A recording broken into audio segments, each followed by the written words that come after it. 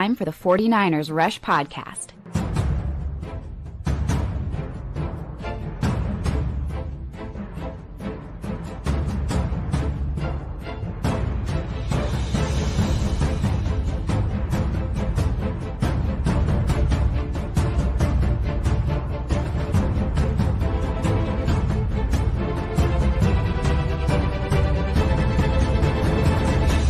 And here's your host, John Chapman.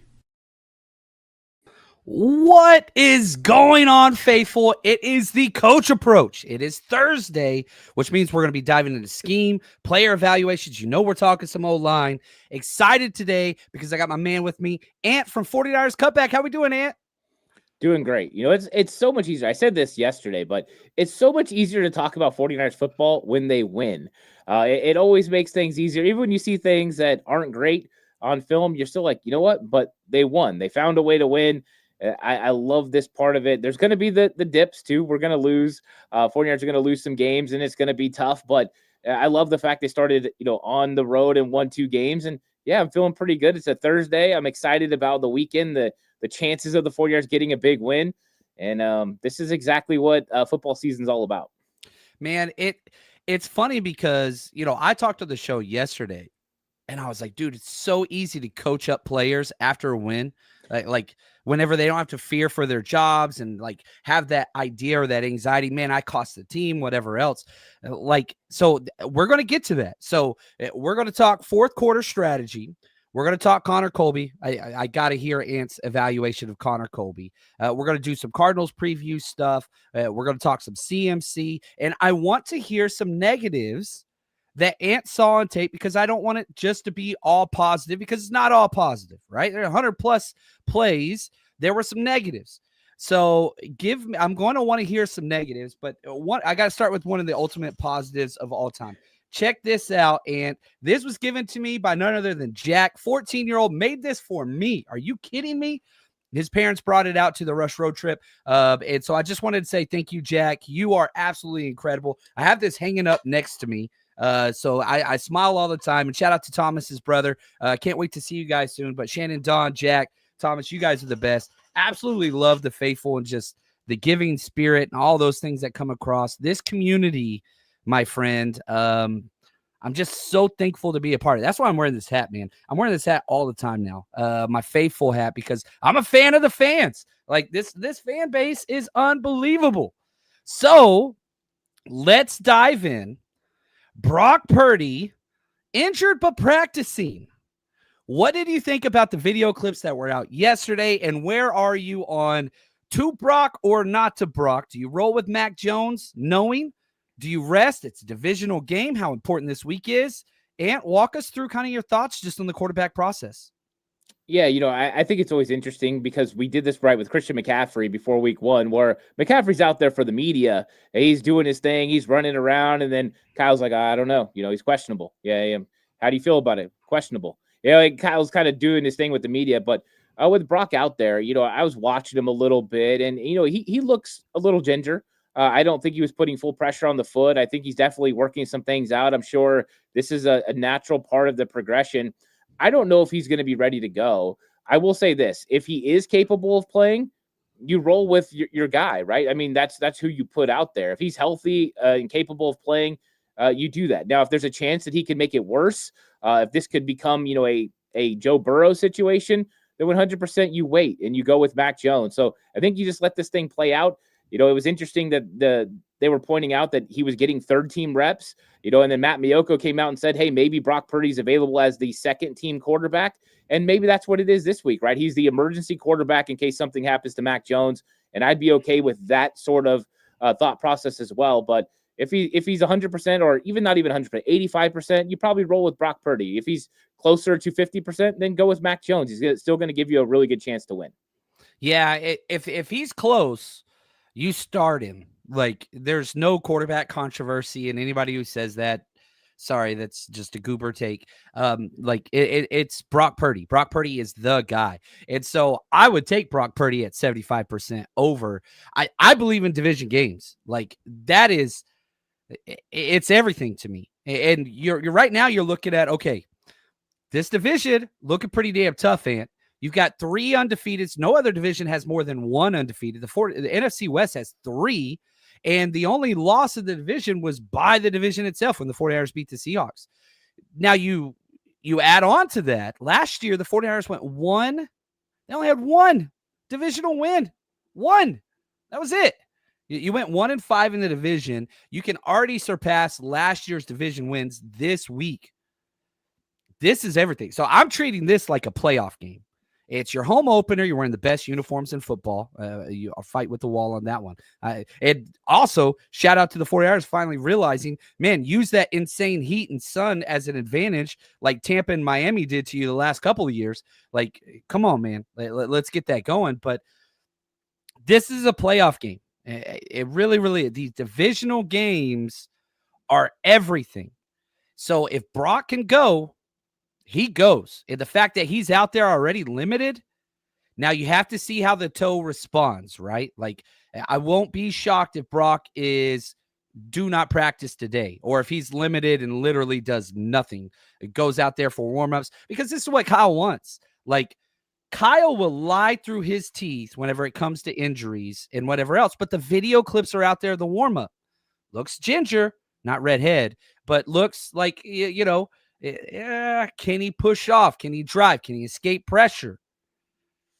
What's your biggest concern with this turf toe? Is it the follow-through on the throws? Is it the escaping pressure? Is it just pain tolerance? Like, what is your concern whenever you're looking at the way Brock Purdy's body responds and what you're like, hey, if this, then okay? Yeah, I think it's him stepping into his throws, getting that ability to kind of make those big throws. That's part of his problem down the stretch in week 1 is he can't get enough juice on it, right? The Pearsall would have been touchdown. Now we know why it didn't get there. Or even when he's trying to force those balls down the field, he just doesn't have the juice in his foot to be able to do it. So if he can step and he can put pressure on that foot and deliver with a full follow through, then he's capable of playing. Mac Jones wins from the pocket. There's no reason Brock Purdy couldn't win from the pocket. You don't have to have all that escapability as part of his game plan. So I think that they're going to be, kind of looking at him. But this is exactly what Kyle Shanahan wants. In week 1, he wanted them to guess. Is it going to be Christian McCaffrey? Is it not going to be Christian McCaffrey? Now he wants them preparing to game plans. Do we prepare for Brock Purdy, who already proved he can play with this injury and is still mobile enough to create problems and make plays? Or do we prepare for Mac Jones? Both are going to be effective in a similar manner, but then different, comparable. So it's very good to make Jonathan Gannon kind of guess and put in game plans that they have to work on a couple of different things. Brock Purdy's escapability, his ability to throw the vertical pass down the field, which he's more willing to do right now than Mac Jones, or Mac Jones's ability to operate within this offense. I think it's good for Kyle Shanahan. And why not play that card if you have it? It's gamesmanship, and I love it. Yeah. And, is it worth, Curtis asked, is it worth the risk of aggravating the injury more? The answer is yes for me. Like, I'm a weirdo. If you can play, you play. Like, and there's injured and there's hurt, right? If you can push off, and I love the fact that you talked about stepping into your throws. You go back to week 1, the 3 worst throws he didn't step into fully. Both the interceptions and the out route to Pearsall in the end zone that he kind of just like floated it, and then the defender got it. My concern with the turf toe that it is right now, look, if you can go, you go. This is what you play for. This is what you game plan for. Now, if he goes week 3, re-aggravates it, then you sit him week 4, you bring him back week 5. Why? Because that's the Rams. That is, yes, that is my, like, dude, if you can go, you go. That's period. Like, I'm not one of those. And again, turf toe, I've had it before. It hurts like a mother, but I don't care about pain. There's painful, then there's injured. If you can play, then I'm putting you out there. That's just me, especially with the quarterback position, divisional game. They're undefeated. You're undefeated. You can make a statement and put your freaking foot down on this division in week 3. I'm telling you right now, like, I am going with Brock if he can play, period. That's all there is to it. And if it gets, worse, I'll sit him week 4 because that's not a divisional game. Week 5 is. So I'm doing whatever the hell it takes to get Brock out there. And the fact that he's practicing on Wednesday, ooh, I'm leaning until he's playing. And we'll see. Maybe Kyle got me on this one. He didn't get me on the CMC one. I told everybody CMC is going to be out there just fine. Oh, what's up, Perk? So I'm just saying. So right now, declarative statement, is he playing or is he not playing in your opinion? I don't know. I don't. I'm a little bit more I think he's on the fence about this. I thought last week that this week he would play. I did think that. I thought that, this week was going to be the week. It was going to be a divisional game and they're going to go for it. So him practicing and stuff kind of pushes that is going to be the case. But I just don't know because I have no idea where his foot is going to be, when it comes to game time. But I think if it's close, I think we're in agreement that he's going to play. I think if it's not, they will wait. But the divisional game means a lot more than the Jacksonville game. The Jacksonville game, it's non-conference. It's really not as important as this Arizona game. They're all important, but it's not as important as this game. So if he can go, he needs to go. But I just don't know where he's at. And Kyle keeps saying it's not a turf toe. So if it's not a turf toe, I don't know exactly what it is, but it's something. Yeah, there we go. And, Seattle, shout out to Alex. He was talking about dog tags. Dude, I got these dog tags right here, man. You can't talk trash on those. These are amazing. He makes those for all the Seattle Faithful chapter, which is so cool. My son has them. He's got them hanging up in his room. We all got them. But, yeah, see, Alex says basically comes down what the doctors say. If he can go, then, yeah, he's got to play. Today's practice report will tell us a lot. If he's limited again, I bet he plays. If he's out there today, I think he plays. I think the only way is if he misses and has an out Thursday or Friday. Outside of that, I mean, shoot, we're Thursday, got Friday, Saturday walkthrough, Sunday at home. I expect him to be playing. What's up, Wally Llama? Yeah, Brock isn't an elite healer. There we go. It's all that. It's those country boys, baby. Oh, what's up, Travis Key? How you doing, man? Brock Purdy. I love it, man. You're the best. Can't wait to hang out in Houston, man. Going to be excited about that one. He's going to be down there. Love it. Yeah, we'll see how it goes. We'll see how it goes. Now, I want you to talk to me about the fourth quarter. Last year, we were on here time and time again. We've been doing this show for a couple years now. And I've known you, Ant, for I think 3 to 4 years. And by the way, everybody make sure you go check out 49ers Cutback on Patreon. He's got bonus shows on there. If you've been messing with 49ers Cutback for a while, him and Alex have a bonus show on there. The film breakdowns are up. All that's up. Just go to patreon.com/49ers Cutback. Subscribe. Trust me, you are going to be very, very happy you did. Support the man. He does great work. But last year, we were always talking about Nick Sorensen and giving up all those fourth quarter points. My man, NY Niners, we went through and looked at last year. The 49ers had a negative 77-point differential in the fourth quarter for the season. Negative 77. That is just ridiculous.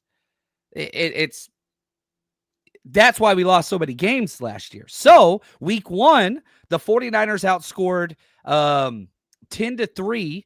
They were up, right? So it's plus 7-point differential. And then week 2, the Saints, it was tied. So you're at 17-10 point differential in the fourth quarter, and now you're 2-0. Talk to me just about how much of a difference Robert Saleh has made just in the fourth quarter and how that's helped with this, 2-0 winning record. Yeah, I mean, you're seeing it in closing time, right? The first game of the season, they had to do it on the last drive. They had to go close things down, and they did. And that was something we used to see in 2019. The 49ers would finish games under Robert Saleh. And that was something John Lynch talked about a lot. We need finishers. We need guys that are going to go finish this game. And that's what we're seeing again. But it was extended. They had to do it on 2 consecutive drives because the offense, couldn't get that first down and be able to milk the clock like we saw a lot in the 2023 season. So when you saw a success from the defense, you didn't see it from the offense. But Robert Saleh's calls and the way that he approached it were fantastic. It started with good special teams, getting them backed up, number one. Then after that, Robert Saleh did a very good job on that next to last drive of making it very difficult on Spencer Rattler, not giving him his first reads. And then Mikael Williams got one heck of a rush up the middle. But it's nice to have a guy that understands the situation and understands what he needs to do when it comes to calling defense. That last drive of the game, he allowed Spencer Rattler to check it down, to throw it underneath. We're going to let you use time. We're going to let you use clock. It's the old prevent defense, but it wasn't completely prevent, right? They weren't playing as loose as most prevent defenses, but they rallied to make tackles. They kept everything underneath them. And when it got near midfield, Robert Saleh's like, that's it. You're not going any further. We're coming after you. And I thought that was a great way to go about it. This is a different style. It's a bend and don't break, but it's a guy that will go finish you when the time needs to come. And that's what Robert Saleh brings. Him and DeMeco Ryans have been the only defensive coordinators that have been willing to finish people off and not just sit back and let things happen. And I love that. Yeah, hell yeah. Shout out to the legend Tommy Dello in the chat, man. That is put a smile on my face, brother. Great to see you here, man. Great to see you. And I'll say this, look, Arizona, they're the exact opposite. So now they're 2-0 as well. They have scored 0 points in the fourth quarter in their 2 games. They have given up 16 points in both games in the fourth quarter. And, you know, they were up huge. They were up like 27-3 halfway through the third quarter against the Panthers, and they came down to the last possession. You got to go to the Saints like that, drop touchdown pass from tying and go to overtime. So the Cardinals are the opposite. They are a first half team that gets out front, and then, but that's who the Cardinals have been, even under Cliff Kingsbury. I think it's much more, you know, we're in our 7th year of Kyler Murray now. Isn't that crazy? Like 7 years of Kyler Murray, Nick Bosa. But when you're looking at that, this has been a Kyler Murray trait through college, through 2 head coaches at Arizona.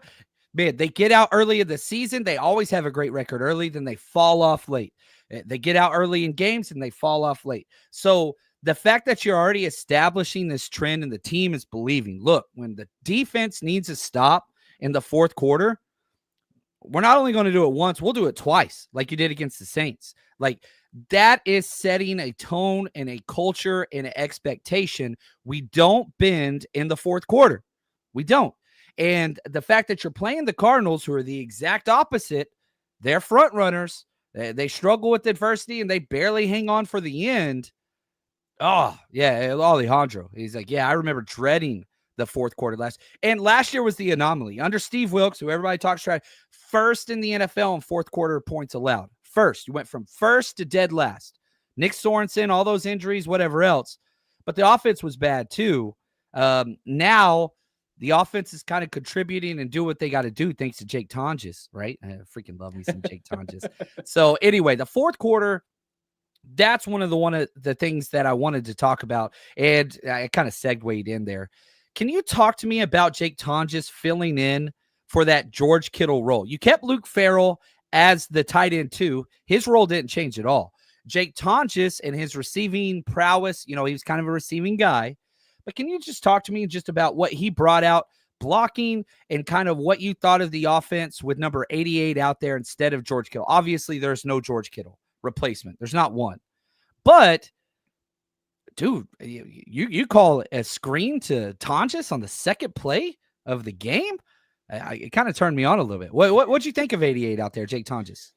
Yeah, you know, it's pretty much the Ross Dwelley 2019 role, right? Ross Dwelley had to make some of those plays. He played in the backfield, did some fullback things when Kyle Juszczyk was out. And that's kind of what Jake Tonjes is. I think he's more athletic than Ross Dwelley. I think he's got better hands than Ross Dwelley. Dwelley's a good player. Like, he was effective in his time in San Francisco, the early portions at least. I think Jake Tonjes has more ability. And we got to remember that Jake Tonjes used to be a fullback for the Chicago Bears, right? He was an undrafted free agent, and they allowed him to make the team as a fullback. And that's what he did early on in that season. I think he wore like number 47 to give you an idea of who he was supposed to be. He didn't last long, but that's what kind of gives him the ability to step in this dual role and why they feel comfortable with him doing it. Now, the blocking's not always clean, right? He's got to get a little bit better. Some of his positioning's a little off, things like that. But what I love is his targeting point is the thing that kept getting, like, on those back samurai or X blocks, wherever you're going against the grain, like, you got to get your head and shoulder across to cut off the thing. He's making great contact. It's just his aiming point needs some work, in my opinion. I didn't want to cut you off, but like that. No. I agree with you 100% there. No, great addition, because that's exactly the point. Is those are the types of things. It's his setup, right? It's kind of how he's getting himself in position. That's a little incorrect. And I think that's going to come. Some of it is because you're coming from different areas, right? Different lines. There's a lot of different things that you have to do. And so all that is going to take time. But I love the fact that he's filling in. He was able to compete, give the 49ers an opportunity. And like you said, he is an effective pass catcher, which means they still have a weapon at tight end. And if Kyle Shanahan's willing to throw a screen to Jake Tunges, he's willing to do anything with Jake Tunges. And we've seen him stretching the seam vertically and putting pressure on safeties. He's a good receiver. And that's what they always needed with that third tight end, was a guy that could affect the game with his receiving numbers. He's not going to ever be George Kittle, and we know that, but he can be effective. And that's all you need in this offense right now, is effective. And he provides that. And look at the versatility. You don't have Kyle Juszczyk, but you have Jake Tunges, and he can fill in. It's not going to be as good like we talked about with Kittle or with Juszczyk, but it's still acceptable NFL play. And I'll add this too, and I've said this for years. The degree of difficulty in blocks that the 49ers ask out of Kyle Juszczyk and George Kittle, it is a level 10 degree of it's not just blocking the man in front of you. That's kind of what Luke Farrell does a little bit more. It's, man, you're doing those cutback blocks, those dig out blocks. You're going full speed against defensive ends, defensive tackles with space. Like, they are asking you the highest degree of difficulty, play in and play out. And the film watchers understand that. And so Tom just has to step in for Kittle. That's one thing. But then 10 plays into the game, now Kyle Juszczyk's hurt too. So now, guess what, buddy? You got to learn the fullback role too. At least he gets to practice both those this week. Also, I think calling up Braden Willis, that's going to help a little bit, just alleviate the mind meld that he has to do for learning two of the hardest positions in the NFL.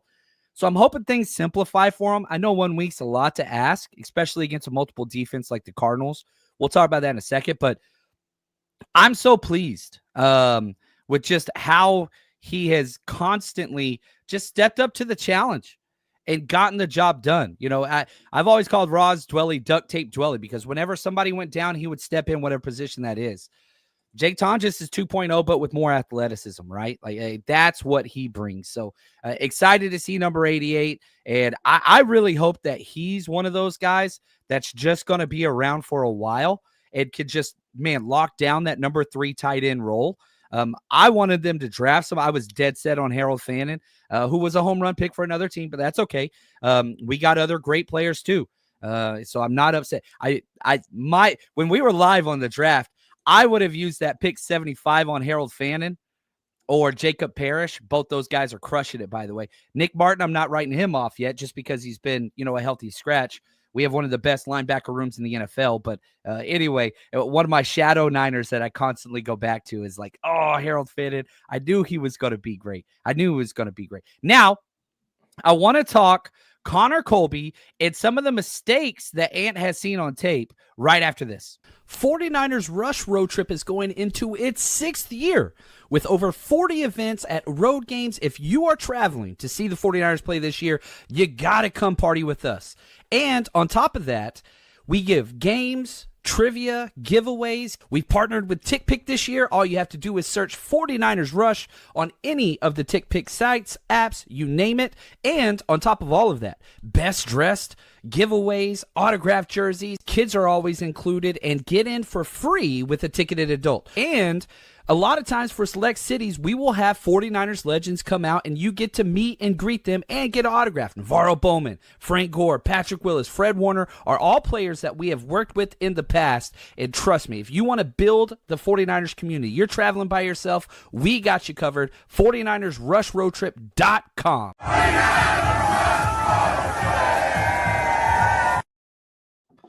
And I just want to say, man, we are going to be at Tampa Bay, Houston, and New York. Those are our next 3, week 6, week 8, week 9. Come on out. Listen to my man, Joe. He says, if anyone here gets a chance to go to a Rush party, go, go, go. Had the time of my life up in Seattle, man. That is so kind. And Sal saying, looking forward to New York. I love that we have somebody named Sal in the chat talking New York. I'm just the happiest man ever as a Sopranos fan. I'm just, I got a smile on my face. All right, now, I'm most excited of all the rookies. My number one is definitely Marquise Siegel. I love these late round guys. But the consistent tape of Connor Colby. And you are the O-line expert. You are the freaking man. I value your opinion as much as anybody else in this field. Talk to me about Connor Colby, what you saw on tape, and what you're excited about moving forward.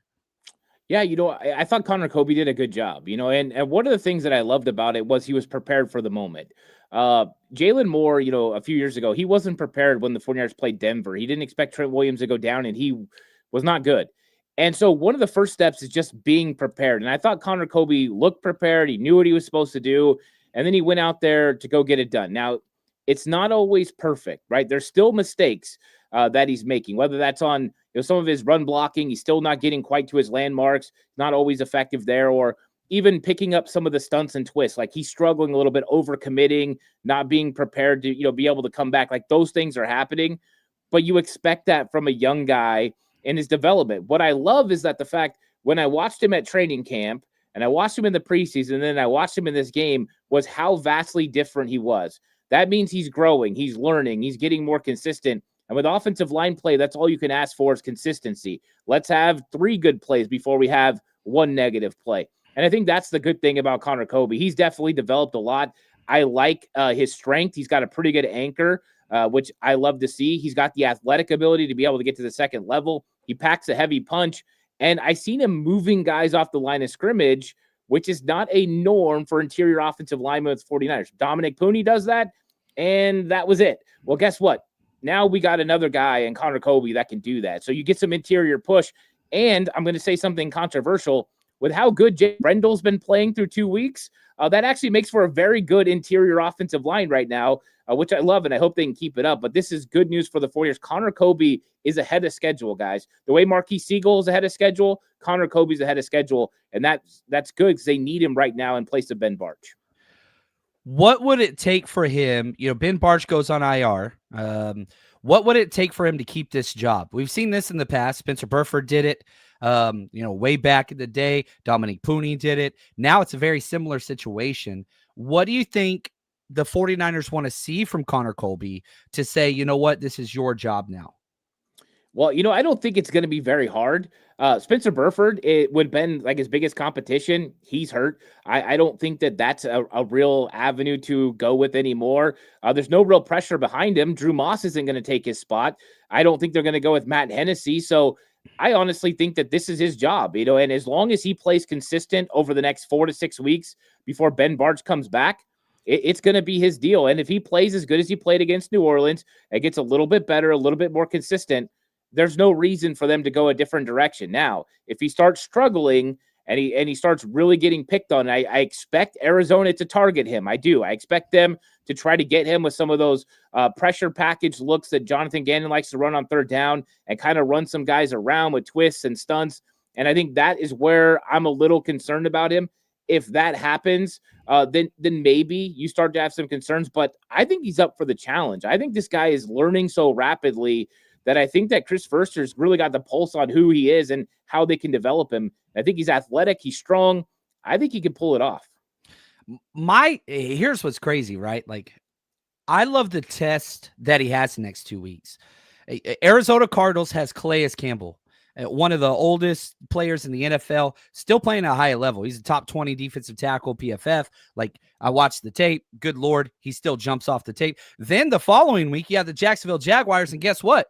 You got Eric Armstead, who they got playing inside. So we're going to get to see Connor Colby against 2 of the old guards, power players. You talked about that anchor, which I thought I graded him as an above average anchor, not good, not great anchor in college, but we're going to find out. And so it's going to be back-to-back weeks. Man, iron sharpens iron. What do you got in the mullet number 75? If you can perform against Calais Campbell and Eric Armstead, you get the freaking cutback, rush stamp, whatever the hell you want to say. Like, it's good. Like, all right, let's go. And then, you want to go week 5, the Rams, they've got some great freaking defensive tackles there. So, like, dude, you're going through murderer's row. And the NFL has really invigorated the defensive tackle position. So, yeah, you're going to get a lot of good matchups. I want to see.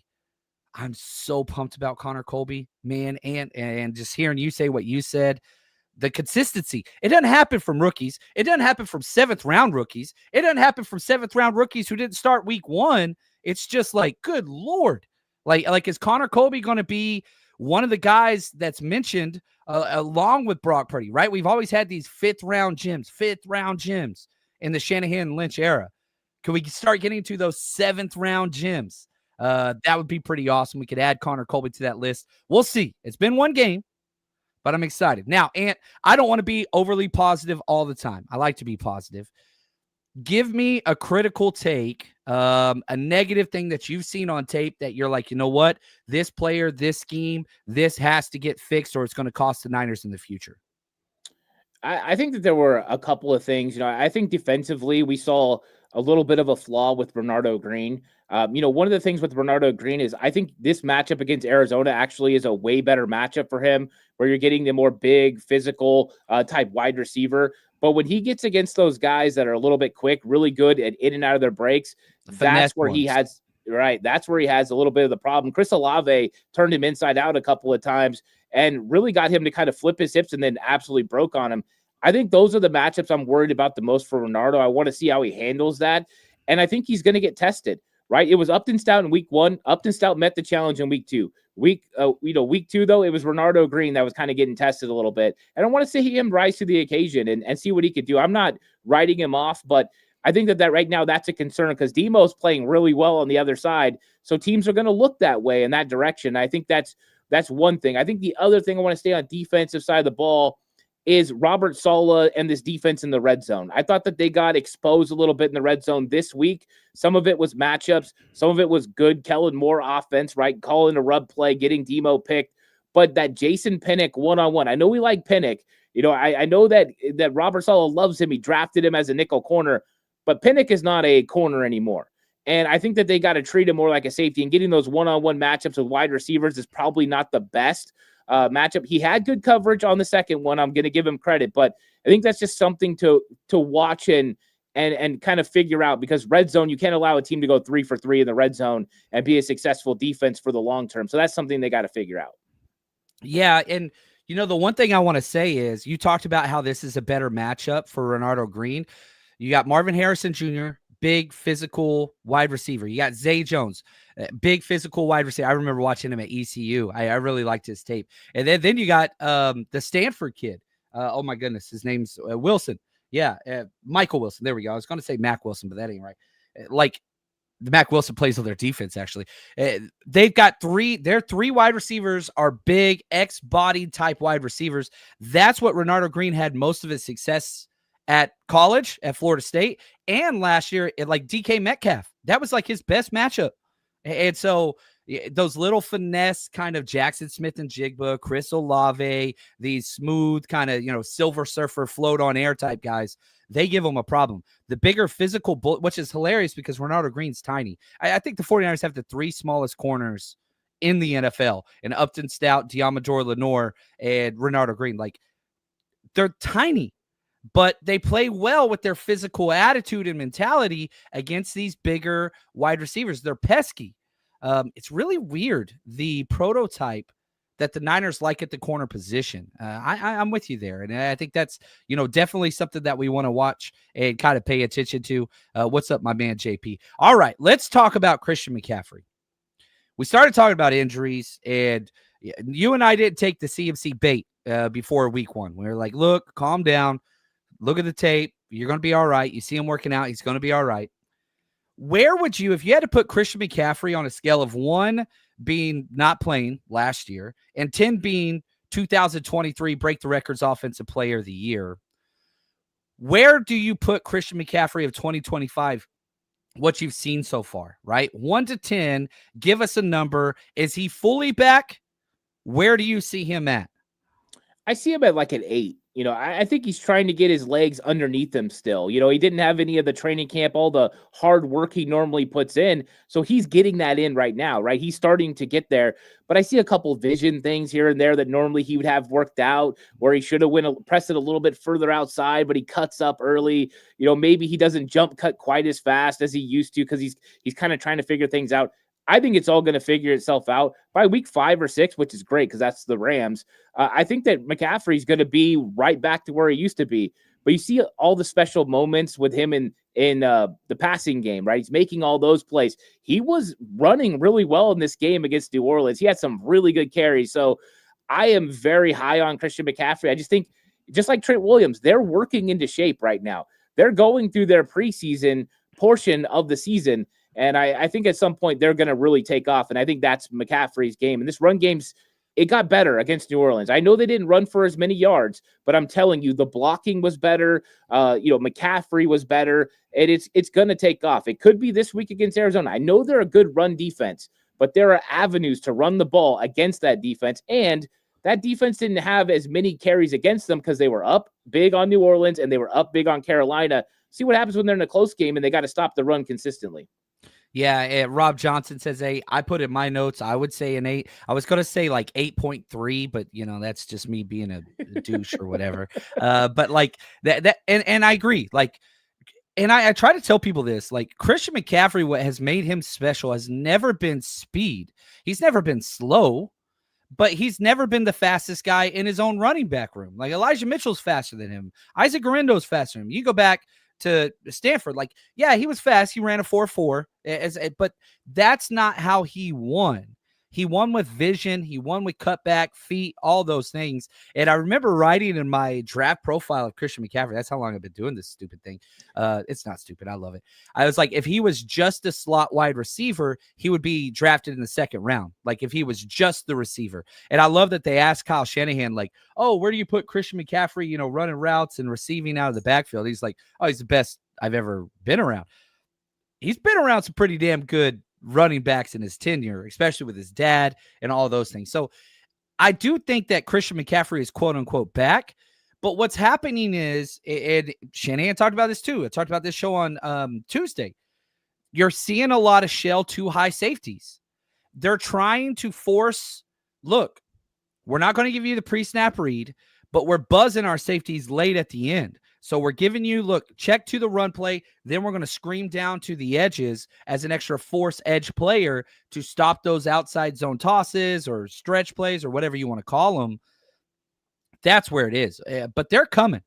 The big plays will be there, but not like what we're used to seeing in 2023. I don't think that this offense, especially with no Ayuk, there's no Debo. There's not that guy to stretch over the top. The 49ers are using Ricky Pearsall in that facet right now, and I don't think that's really his best avenue for that, but you got to have somebody, and Marquez Valdez-Scantling is that. If you don't have the guy to take away the top of the defense, you're going to trouble. Jordan Watkins can do that. When does he come back? Brandon Ayuk can do that. When does he come back? I think that's going to matter.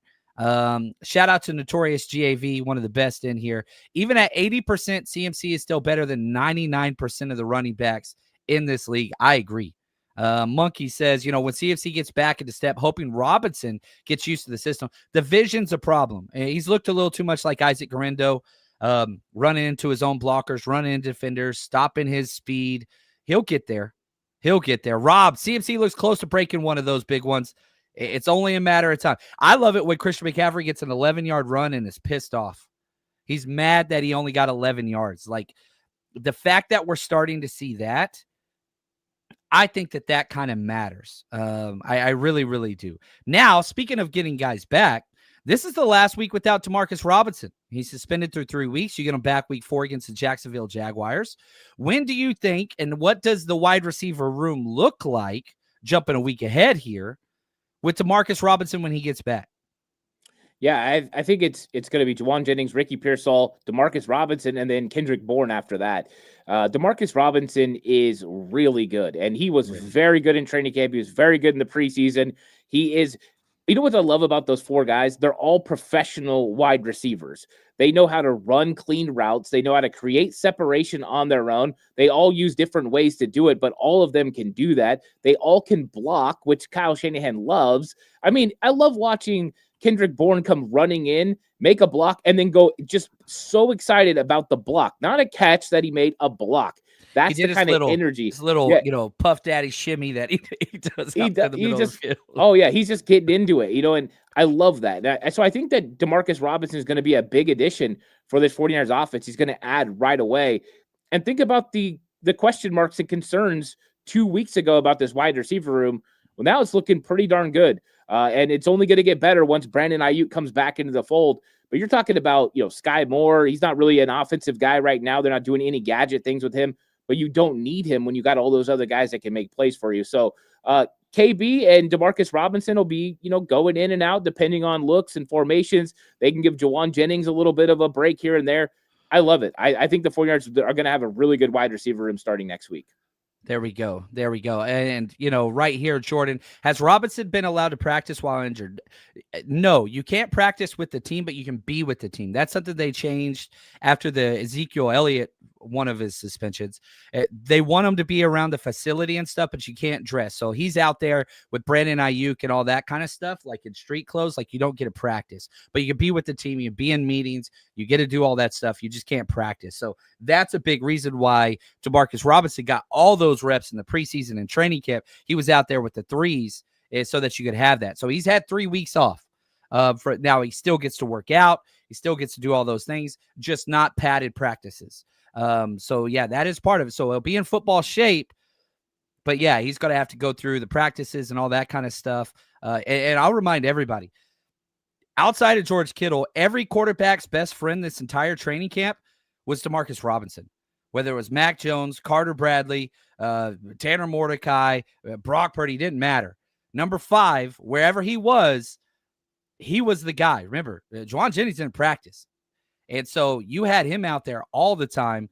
He was just doing everything. So that's where he is. So, yeah, he's not injured. He's suspended. But, no, you cannot practice. But you can be with the team. I think that's one of the things that the NFL kind of got right. I think they did right on that. Now, it is time to look forward. If you did not listen to 49ers Cutback yesterday on his very first, Arizona Cardinals preview, good Lord, I'm over there taking notes. I'm scribbling down. So we're going to answer some questions about the 49ers versus Cardinals next, right after this. You know that one guy in the group chat who had a 5-leg parlay week 1 and just wouldn't shut up about it for the rest of the season? That could be you. My bookie makes it super easy to get into the action. College football, NFL, super contest, survivor pools, casino, blackjack, whatever it is you want, they got it. All the spreads, player props, and in-game lines you could want all under one roof. And if you're new to my bookie, use our code 49ers, 49ERS, up to $500 is fully covered. You make your play. Let's say it doesn't hit. You get all of it right back up to $500 when you opt in using your bet back bonus, and you get it back. It's just what it is. Comes with a one-time rollover if you use it. Now, no better time to jump in, no better place to play. Plus, we have all of our weekly bets and season bets up on our Patreon and the 49ersrush.com. So if you don't know how to get started, we've got it made for you. We show you what we bet. We show you what's out there, and we will cover that with you. It's going to be a good time. So, football's back. Let's make some money with MyBookie. Promo code 49ERS. Let's go. Now, we have talked a lot about 49ers injuries, right? I mean, it's bad. And it's not so much just having injuries, it's stacking injuries at position. I don't know if you guys have paid attention to the Arizona Cardinals, but they are out not 1, not 2, not 3, not 4. 5 of their top 6 corners are injured currently. Talk to me just about what that looks like, man. How do you even go through film and scout whenever you've got corners being called up from the practice squad that are starting at not 1 but 2 positions? The Cardinals are banged up at that spot. And banged up at a couple other spots too. This is the NFL. Every 100% injury rate eventually. Talk to me just about how you would attack these Cardinals with 5 out of 6 of their top corners not being. Yeah, one of them's it might be maybe. So it might be 4 out of top 6. But how do you attack that? What's your plan there, Ant? Yeah, I think you're probably going to get Max Melton to play. I mean, he's practicing, so it's likely he's going to play. Will Johnson's not practicing, so his availability for Sunday is completely up in the air. So that could mean Contrell Clark is going to be a starting cornerback, or even Denzel Burke, who they drafted in the 5th round out of Ohio State. He didn't play last week either. No, and I'm sure 49ers fans know who he is. He's a pretty good zone corner, one of your faves. See, there you go. And so, they got some guys still. But what does that mean? I think this is going to be one of the keys in this game. What does that mean of how they approach it? Do they go 3 safety look? In certain situations, do they go to a nickel corner? Because I think if they go to a nickel corner, and this is whether Will Johnson plays or not, they are susceptible to 11 personnel run. because Kendrick Bourne, Jawan Jennings, and Ricky Pearsall can block those guys. Will Johnson's not exactly known for his run stopping, and this is part of the weakness that I think that they'll get if they get Contrell Clark on the field as well. So I wonder where the Cardinals kind of draw that line of, hey, let's put a extra safety in, which makes us susceptible to the 49ers passing game, or let's put in a cornerback that makes us more susceptible to the run game and could also make us still susceptible to the passing game because the 49ers receivers are physical. I think there's some advantages to 11 personnel. We don't normally talk about the 49ers going 11 personnel. They did it a lot last week again in New Orleans in the second half, and I think there's some advantages for it this week as well with those cornerbacks. I think the 49ers got some opportunities to make some big plays against that secondary, not because of the safeties, but because of those corners. Look at this. We got the fullback account calling for air raid system, baby. Let's get some Pac-12 after dark out there. Let's just start airing it out. So, okay, let's say they go 11 personnel. That means one running back, one tight end. Who are your 3 wide receivers you're putting out there in that situation? I'm going with Jawan Jennings, Ricky Pearsall, and Kendrick Bourne. Those are your best blockers. That's your most effective unit, and I think that they all can win. They're all experienced.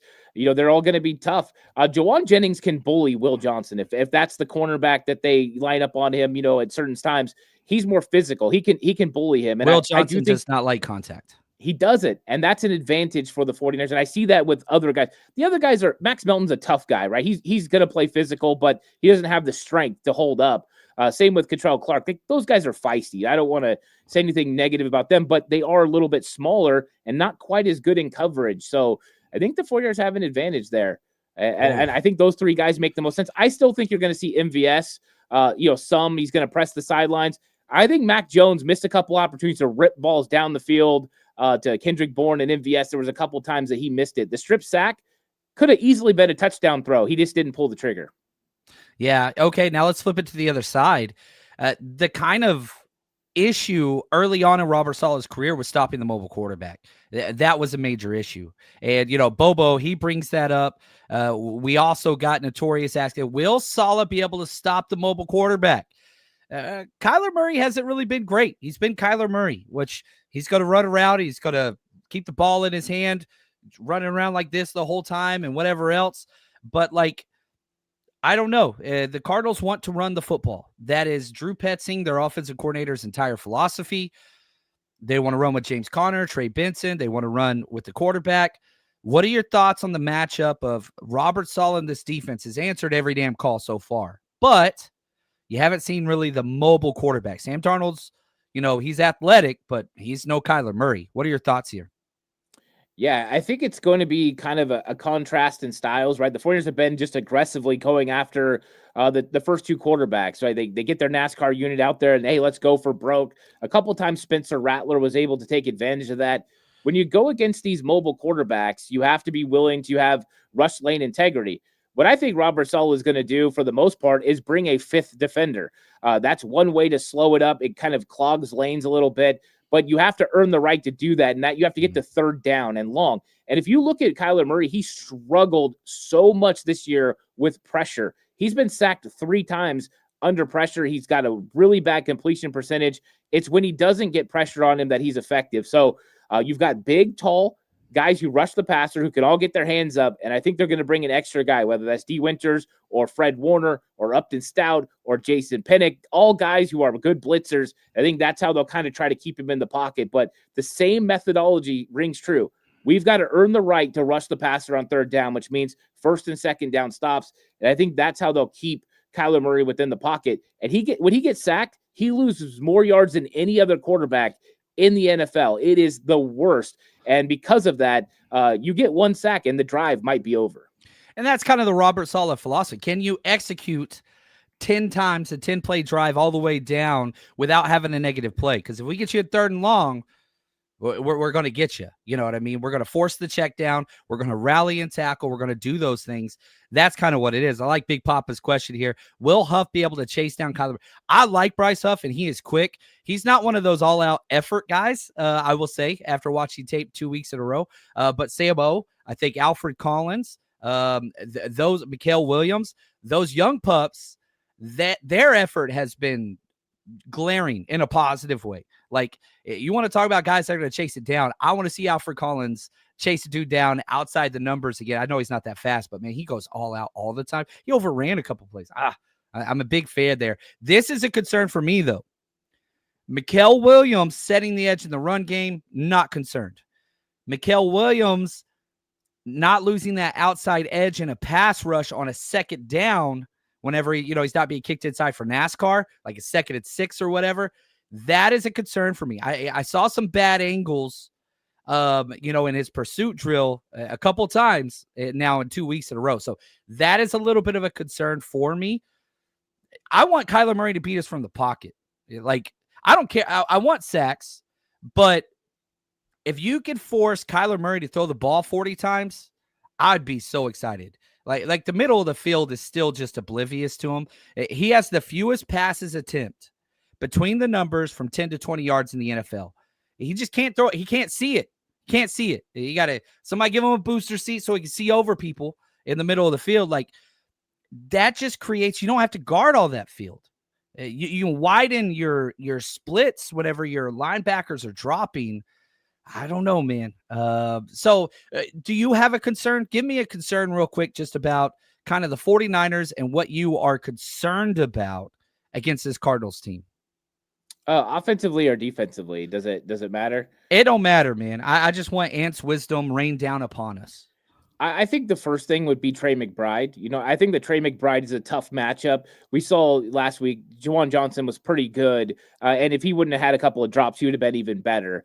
And I think that that's one of the keys is Trey McBride against, Marquis Siegel and Jason Pennick. And they're going to try to find some matchups where they get McBride on those guys. I don't worry about Fred. I don't worry about D. Winters. Those guys are phenomenal. But I do worry about the safeties a little bit and how they can kind of work that thing out. And that's that safety blanket you're talking about. Kyler Murray, that's where the throws over the middle, they go to Trey McBride. He's the one that makes all those plays. So he's the one I'm the most worried about when the 49ers are on defense, because I think he can be the most effective. We always have to worry about the run game and them being able to establish the run game. Because if they do, we've seen them run over the 49ers in the past. I don't think that's going to happen. I think the 49ers are going to be more stout against the run this year. But I'm having eyes on Trey McBride, who I see as the second best tight end in the NFL. Yeah, I was going to say the exact same thing. Like, without George Kittle playing, Trey McBride is the best tight end in the NFL. He's better than Brock Bowers. I don't know if he's going to play or not either, but he's a more complete tight end. Like, I would put Dallas Goedert in like the honorary kind of conversation. I like Kraft a little bit. Like, there's some guys, but Trey McBride is him. There is no doubt about it. So this game's huge. You got to win your division. So you've got week 3, Cardinals at home. Then you stay at home again with the Jacksonville Jaguars. Then week 5, you are traveling to Levi South, which is somewhat of a home game. And we're giving away 2 tickets next week on this show. September 25th, Thursday on the Coach Approach, 10 a.m., we're going to be giving away 2 tickets, 49ers at Rams at SoFi Stadium. That game is going to be played October 2nd.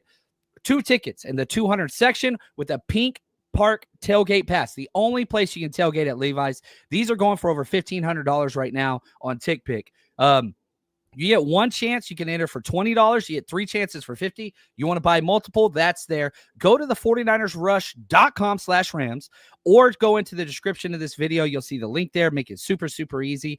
Every single penny that is raised here goes to Bruno, a friend of the family. He's 3-year-old fighting through leukemia. We're trying to do what's right here. So win the tickets, sell them. When the tickets go, give them to a faithful. Don't give a damn. But whatever you do, try to support this cause. We're fighting for that little man because he's fighting for his life, and he's crushing it. I'm so proud of him. Absolutely incredible story. So the 49ersrush.com/Rams. 1 week from today, we'll be announcing that winner, so you have time to make your plans and whatever else. So check that out. And you are a freaking legend. My 49ers fandom is better because of you, and I just want to say thank you for all you do for the community. What is tomorrow's slate look like so we can go subscribe to the channel and make sure we don't miss? Yeah. Tomorrow, I'm going to have the defensive key matchups. I'm going to go through all the defensive key matchups, what the 49ers need to do to win. That's going to be coming out. Also, a Madden sim will be coming out tomorrow as well. Saturday, the game preview show. If you're on Patreon, you get to see, the OG show, me and Alex together doing that. So you can check that out. So yeah, lots of fun. I'm really excited about the slate for the weekend. It just doesn't stop. There's all content all the time. I love the season, man. It's just the gift that keeps on giving. And, you get through the weekly preparation, you have the game, and you just rinse, repeat, rinse, repeat, rinse, repeat. Nowhere else I'd rather be. Ant, thank you so much, man. You're an absolute legend. And for everybody watching, just want to say thank you. We know you chose to spend your time with us. It is very, very meaningful to us. So thank you, guys. And until next time, enjoy your 2-0 49ers. Hopefully they get to 3-0 with the 2-0 division start. Are you kidding me? Let's go. Until next time, stay strong, faithful.